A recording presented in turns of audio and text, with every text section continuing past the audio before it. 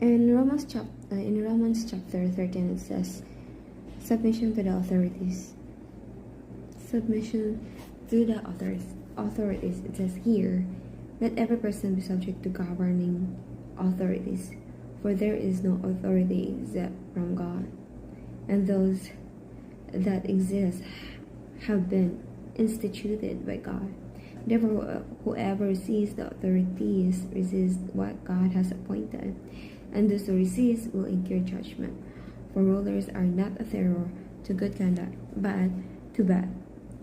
When you have no fear of the one who is in the authority, then do what is good, and you will receive his approval. For he is God's servant for your good.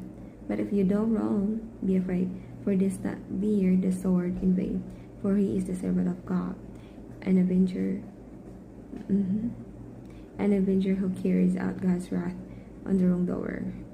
Therefore, one must be in subjection not only to avoid God's wrath, but also for the sake of conscience.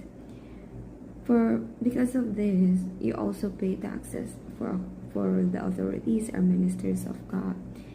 God, attending to this very thing, pay to all what is owed to them, taxes to whom taxes are owed, revenue to whom revenue is owed, respect to whom respect is owed, honor to whom honor is owed. So the question is, how can we respect and submit to the corrupt government? How?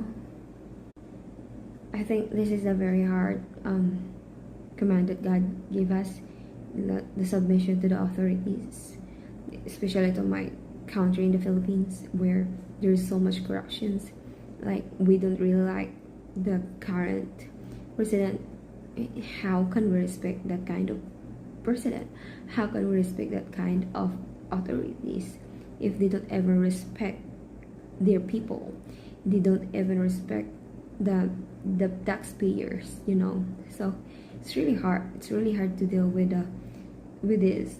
In Romans chapter 13, it says submission to the authorities. We need God's divine intervention for my country, especially in the Philippines, to get rid of that corruptions. I know corruption is already exists since from the very beginning, but at least the authorities will help to demolish all the corrupts. But what he did is making it more worse.